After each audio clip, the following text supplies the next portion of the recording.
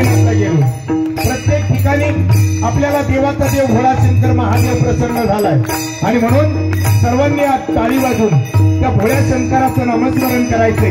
हे नामस्मरण त्या कैलास पर्वतावरती हे नामस्मरण कैलास पर्वतावरती कुणी केलंय तर स्वतः गौतम ऋषींनी केलंय आणि त्या ऋषींच्या मुखातून पडलेला शब्द हे ब्रह्मस्वरूप तयार होत होतं।